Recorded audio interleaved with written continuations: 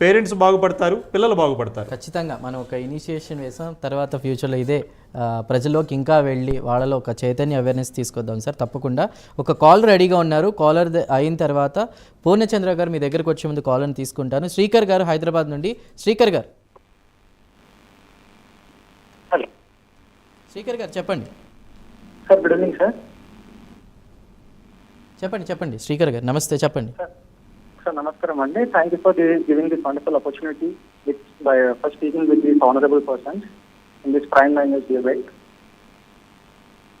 Sir first of all వచ్చేసి ఇప్పుడే మా బ్రదర్ 10th క్లాస్ చదువుతున్నారు. డే ఆఫ్టర్ టుమారో అతనికి 10th క్లాస్ ఎగ్జామ్ ఉందండి. అతనికి ఇప్పటి వరకు అయితే హాల్ టికెట్ అనేది ఇష్యూ చేయలేదు. Because of fees sir. Fee పిల్లలు సూసైడ్ చేసుకోవడానికి కారణం కూడా ఇదొక రీజన్ అవుతుంది సార్. ఇంకోటి మనకి ఇప్పుడు ఏపీలో చూసుకున్నట్టయితే ఇంటర్ ఎగ్జామ్స్ అయితే శ్రీకర్ గారు ఏ స్కూల్, ఎక్కడ, ఏ ప్లేస్ నుంచి మాట్లాడుతున్నారు? నేను హైదరాబాద్ నుండి మాట్లాడుతున్నాను సార్. నేను ఇంటర్ సెకండ్ ఇయర్ చదువుతున్నాను. లేదు హాల్ టికెట్ గురించి చెప్పారు కదా, ఎక్కడ, ఏ స్కూల్ గురించి? నలంద స్కూల్ సార్, ఇది మోతీనగర్ లో. ఓకే గోరబండ. ఓకే, రంగారెడ్డి నలంద స్కూల్లో. ఓకే, ఇంకా హాల్ టికెట్ అయితే ఇష్యూ చేయలేదు సార్. అతను భయపడిపోయి అన్నా నాకు హాల్ టికెట్ ఇష్యూ చేయలేదు అని చెప్పేసి మాట్లాడుతున్నారు. మరి దీనికి పరిష్కారం ఏంటి? రేపటి రోజున అతనికి ఏదైనా సూసైడ్ చేసుకున్నా కానీ అట్లాంటి థాట్ ఏదైనా వచ్చినా కానీ ఎవరు సార్ రెస్పాన్సిబుల్? ఇంకోటి వచ్చేసి ఏపీలో ఇప్పుడు ఇంటర్ ఎగ్జామ్స్ రిమూవ్ చేస్తున్నాము అంటున్నారు సార్. ఇక్కడ మనము థింక్ చేయాల్సింది ఏంటంటే ఇంటర్ ఎగ్జామ్స్ రిమూవ్ చేస్తే పిల్లల పైన ప్రెజర్ అనేది తగ్గదు sir. It depends on faculty as well as college sir. Faculty and college ఎప్పుడైతే మారుతుందో అప్పుడు పిల్లల పైన ప్రెజర్ తగ్గుతుంది సార్. ఇంకోటి వచ్చేసి పిల్లల్ని కాలేజ్ లో బుక్స్ కొనమని ప్రెజర్ చేస్తున్నారు sir.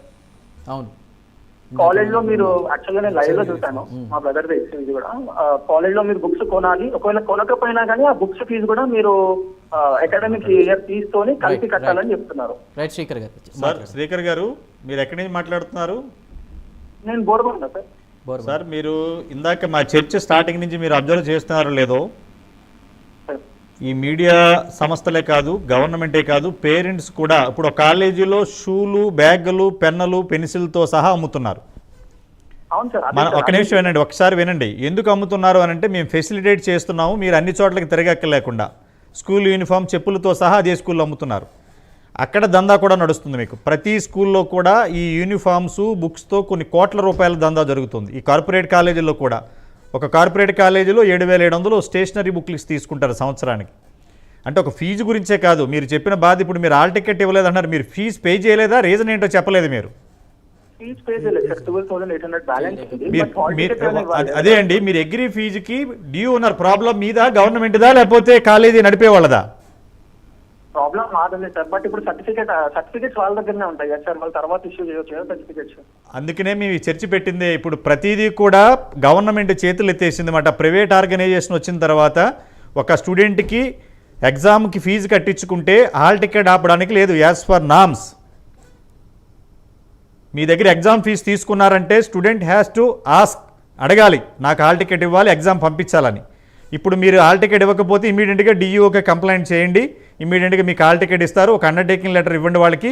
After completion of the examination, before taking the memos, we have to pay అని చెప్పి రాసి ఇవ్వండి, ఇస్తారు, ఇబ్బంది లేదు. ఇవ్వకపోతే మీరు ప్రైమ్ 9 ఛానల్కి ఫోన్ చేయండి, ఆ నెంబర్కి. You will take care all those things.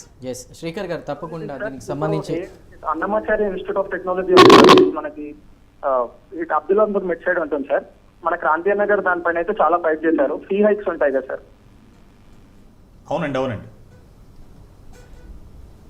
Right Srikar గారు, ఏదైనా మీ ప్రాబ్లం చెప్పారు కాబట్టి దానికి సంబంధించి ఏం చేయాలనేది కూడా సార్ క్లియర్గా చెప్పారు కాబట్టి ఆ విధంగా ముందుకు వెళ్ళండి, లేదా ప్రైమ్ 9ని కాంటాక్ట్ అవ్వండి, ఖచ్చితంగా హెల్ప్ చేస్తాం. అదేవిధంగా పూర్ణచంద్రరావు గారు, సమయం లేదు, అయితే ఇది ఒక ప్రశ్న. మీరు ప్రభుత్వ పాఠశాలలో చదువుకున్నారు, ఈ స్థాయి వరకు వచ్చానని చెప్తున్నారు. ఇప్పుడున్నటువంటి ఏదైతే నారాయణ కావచ్చు, చైతన్య కావచ్చు, అదర్ ప్రైవేట్ ఇన్స్టిట్యూషన్స్లో ఎన్సీసీ, ఎన్ఎస్ఎస్ అనే ఇలాంటివి ఏమీ లేవు. స్టూడెంట్స్కి సంబంధించి ప్లే గ్రౌండ్లు లేవు. ఉన్న అన్ని అంటే అవర్స్లో కూడా అదే రూమ్లో అదే మగ్గిపోతూ చదువుతున్నటువంటి చదువులు. ఈ విధానం ఎంతవరకు కరెక్ట్? దీనికి సంబంధించి అధికారులు ఏ దిశగా చర్యలు తీసుకుంటే బాగుంటుందని మీరు చెప్తారు? చాలా అన్యాయం అండి, నరకం.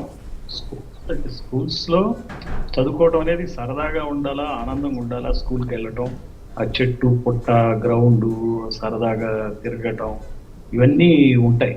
విశాలమైన గదులు ఇవన్నీ మాకు బెంచీలు లేకపోయినా కానీ కింద కూర్చునే చదువుకునే వాళ్ళం కానీ విశాలంగా ఉండేవి.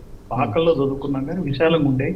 మంచి టీచర్లు ఉండేవాళ్ళు, కమిటెడ్ టీచర్స్.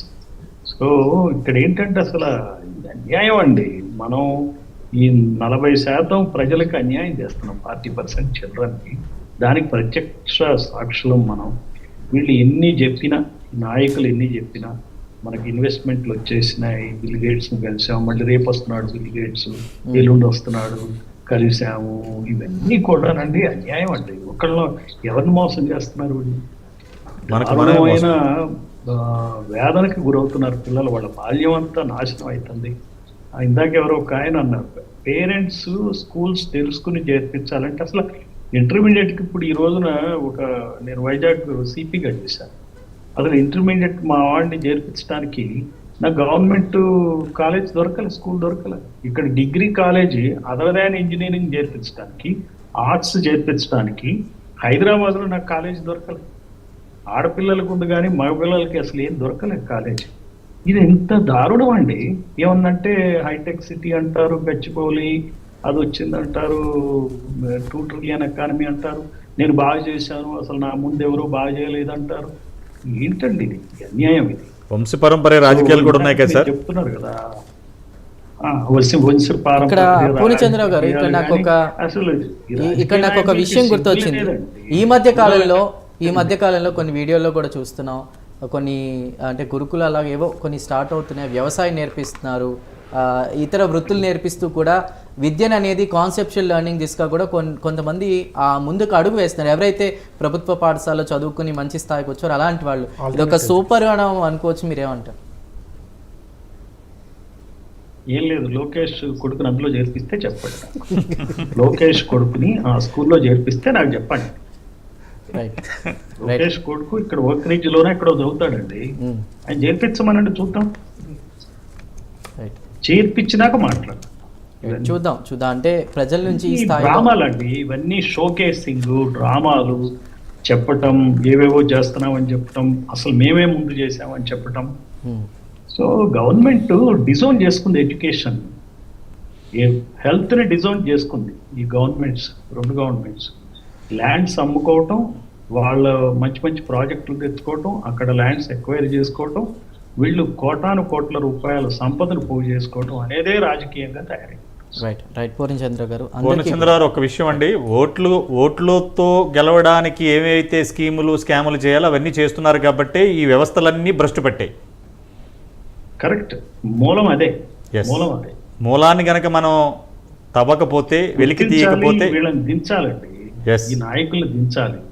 దించితేనే విద్య వైద్యం పూర్తిగా గవర్నమెంట్ కంట్రోల్లో ఉండాలి. ఇప్పుడు దేశం బాగుపడినట్లు లెక్క. ఖచ్చితంగా దీనికి సంబంధించి ప్రజలు, ప్రభుత్వం భాగస్వామ్యం అవ్వాలి. ఈ విద్యా కార్పొరేట్ దందా ఏదైతే ఉందో దానికి ఎండ్ కార్డ్ పడాలనేది తప్పకుండా కోరుకుందాం. థ్యాంక్ యూ అండి. మనకి సమయం లేదు. డిబేట్లో పాల్గొన్న క్రాంతి కుమార్ బందెల గారికి, అదేవిధంగా డివివి సత్యనారాయణ గారికి, కిరణ్ కుమార్ గారికి, అదేవిధంగా పూర్ణచంద్రరావు గారికి, అందరికీ కూడా ప్రత్యేకించి ధన్యవాదాలు. సో ఇది వాటి స్పెషల్ డిబేట్. Keep watching.